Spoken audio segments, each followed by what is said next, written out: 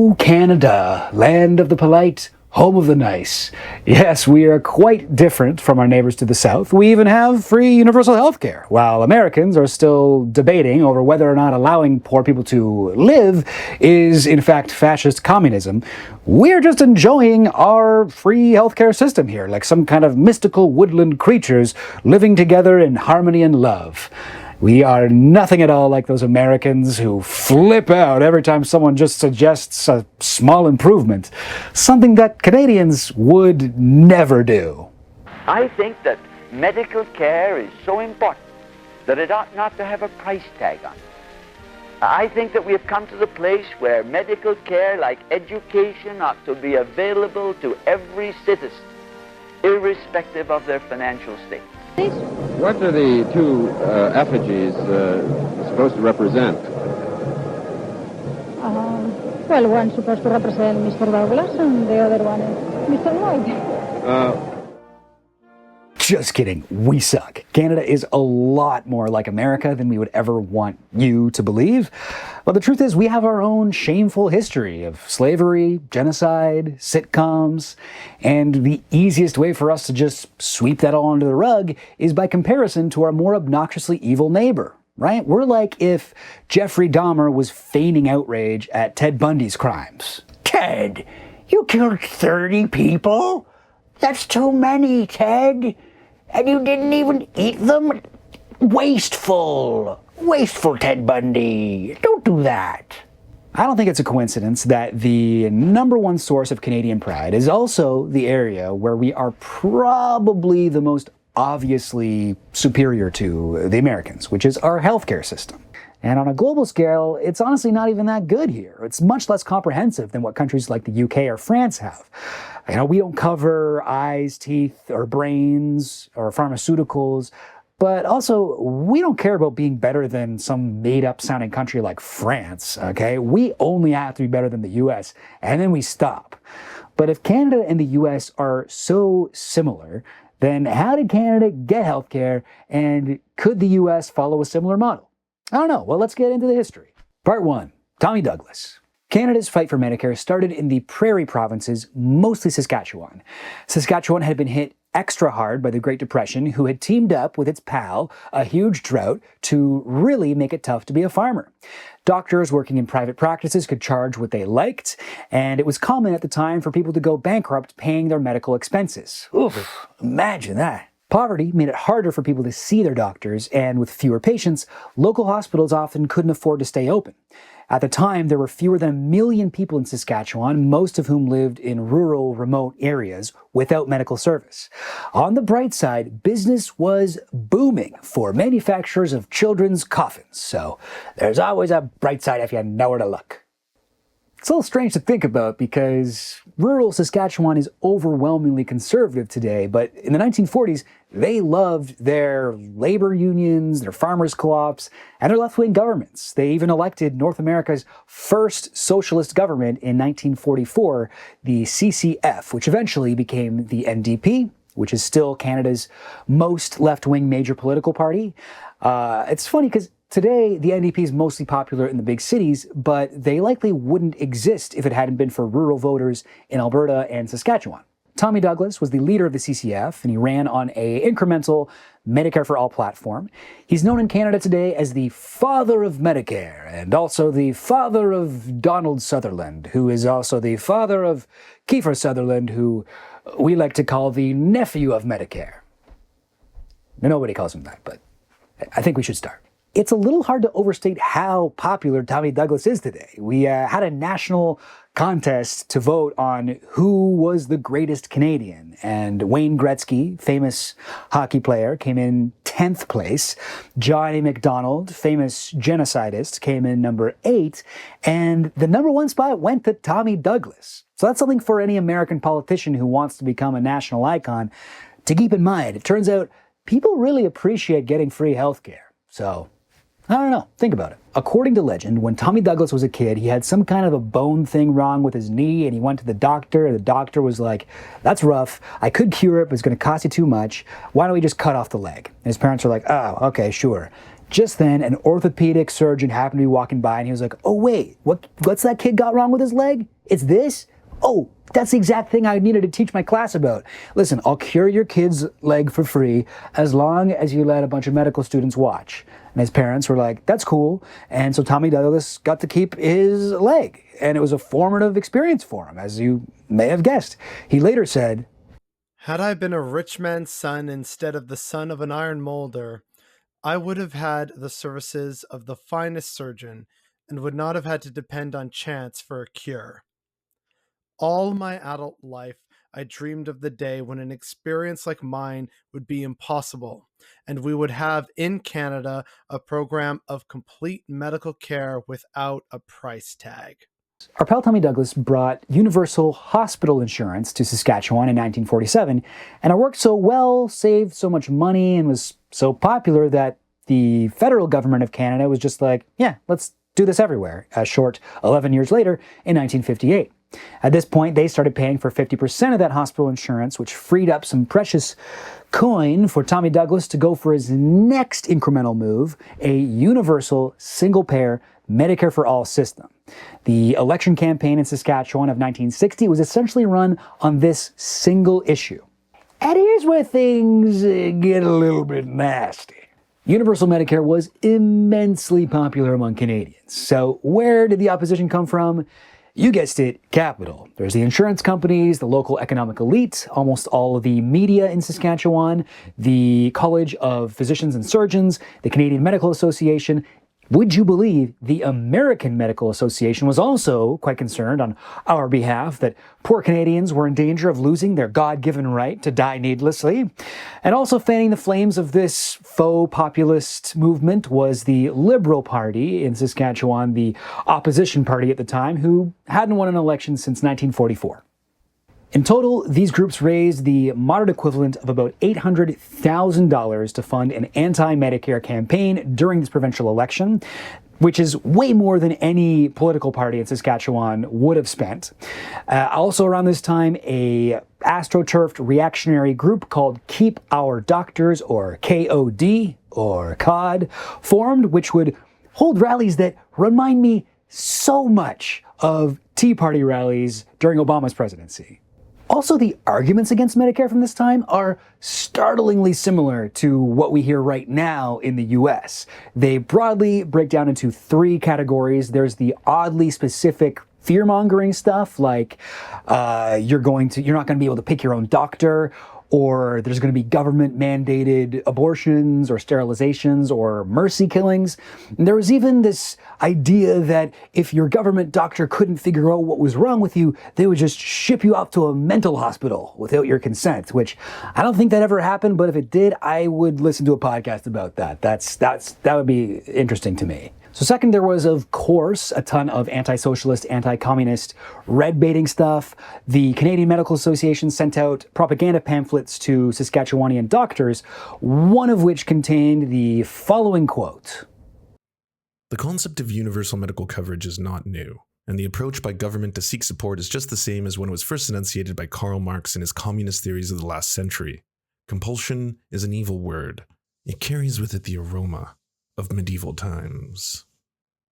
Thirdly, opponents of Medicare used one of the most classic, time-tested ways of dividing the working class against their own interests, racism. So the idea was that doctors being paid less would be forced to leave Saskatchewan, and they'd be replaced by inferior doctors from other countries like India or Pakistan or Nigeria, or Jewish doctors, or racist caricatures of African witch doctors.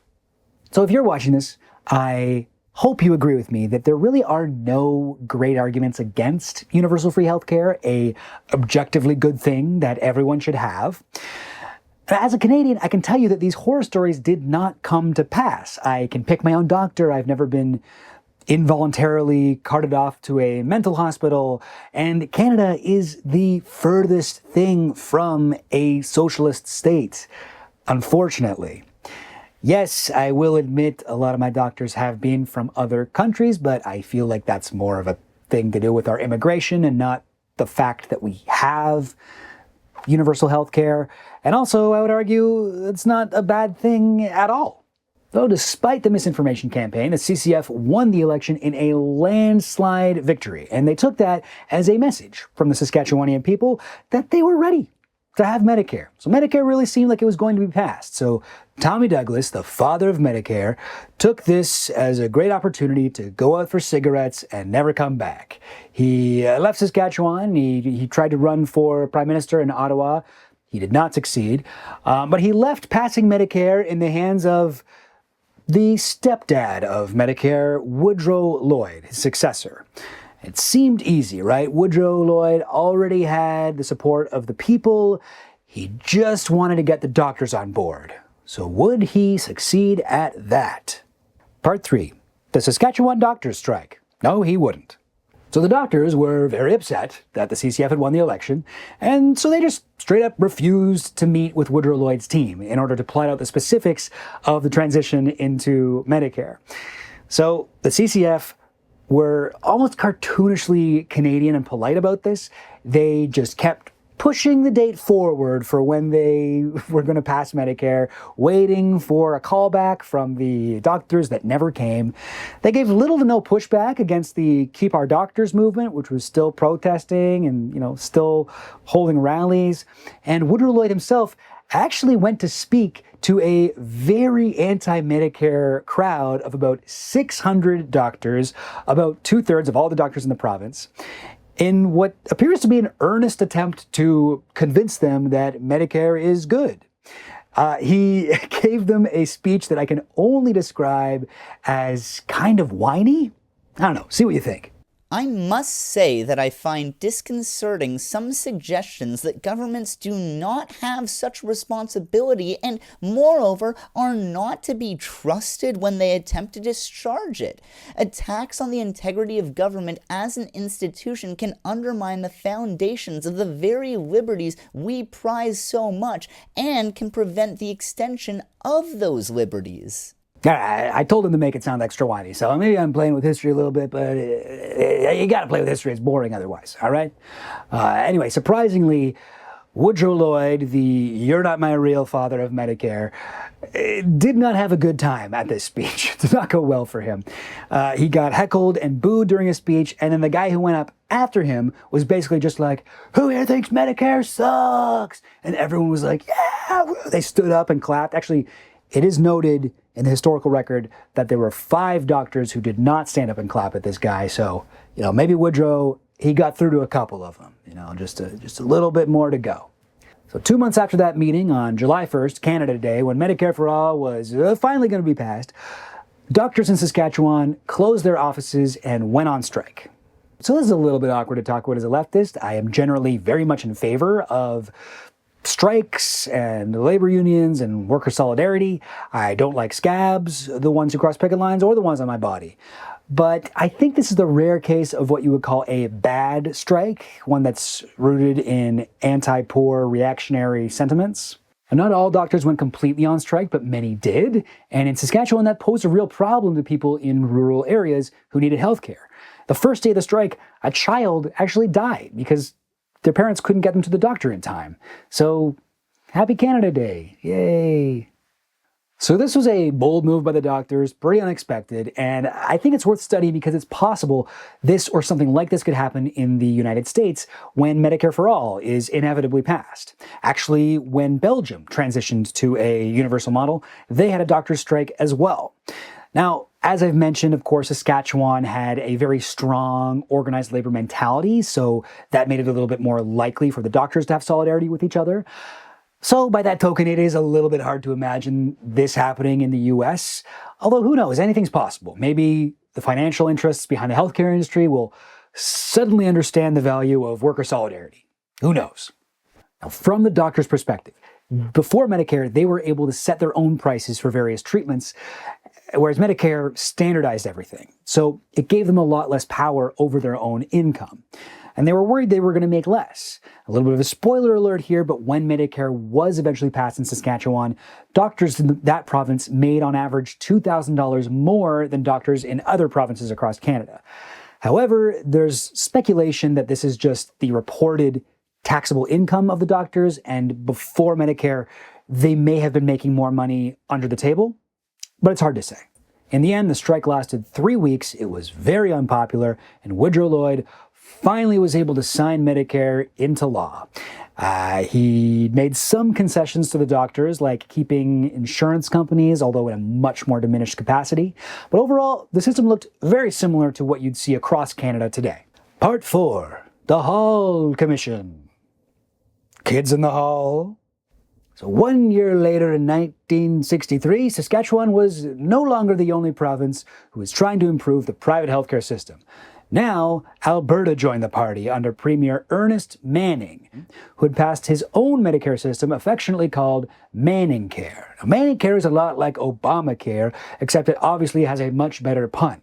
While Medicare was a single-payer model that covered everyone, Manningcare was a multi-payer model managed by insurance that you had to opt into with governmental provincial subsidies for the lower class. Where Medicare had no user fees, which they considered a tax on the poor, Manningcare did have user fees, which they reasoned would restrict demand and raise money for the health industry. Where Medicare was cool and good, Manningcare sucked and was bad. Very different ways to do it. The really scary thing is, our country came very close to having Manningcare be the one that spread around the whole country. So as we say in Canada, gracias a Dios.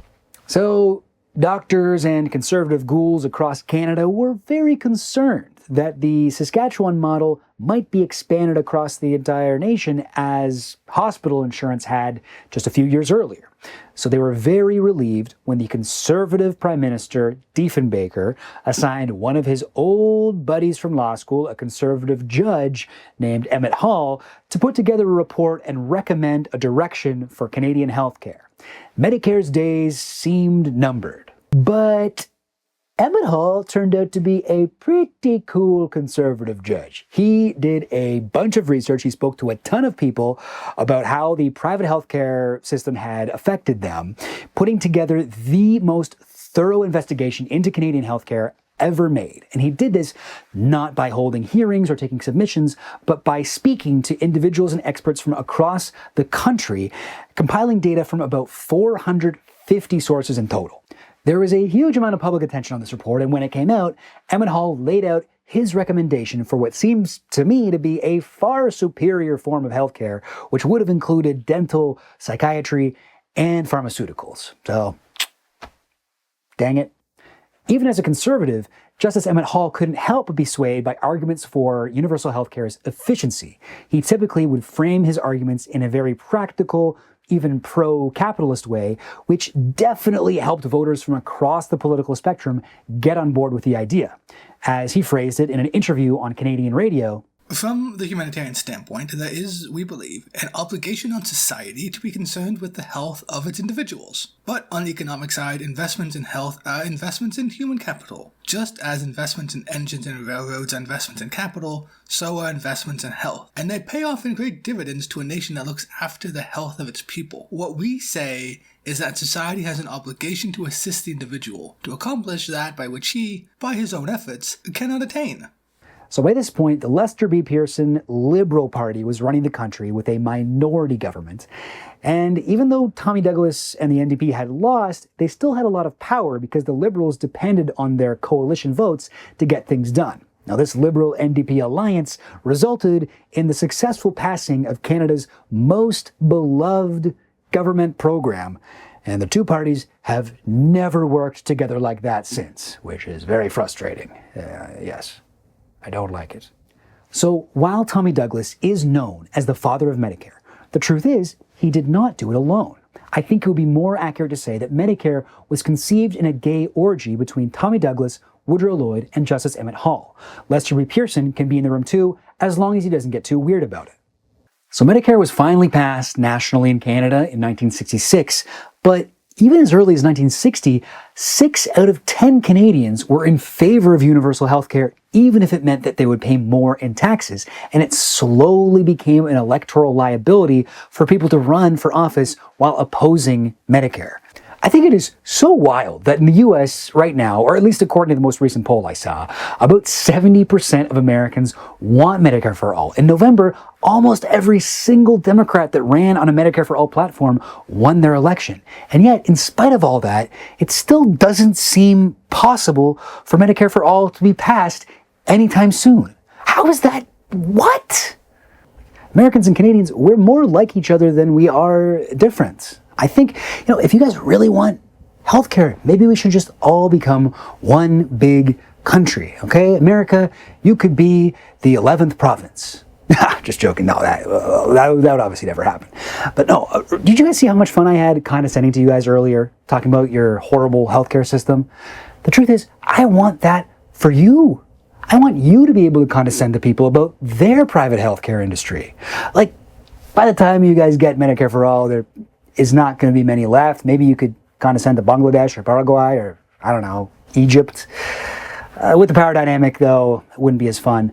Your best case scenario, America, you pass Medicare for All and it includes dental. That way, you get the holy grail of condescension. You get to condescend to us. You get to look at Canadians and be like, hey, how are those cavities doing? Hey, bet you wish you could get them filled without bankrupting yourself. You're not just supposed to leave those in your head. You're supposed to get them filled. Anyway, yeah, maybe there's some different ways to go about it. No, I really think you guys can get Medicare for All soon. I think maybe you guys could follow our model. Start with just one state, maybe a more democratic state like California. Start there, bring it across a few other states, let it spread across the nation like a disease, but a good disease that stops other diseases. This is a bad metaphor, but you get the idea.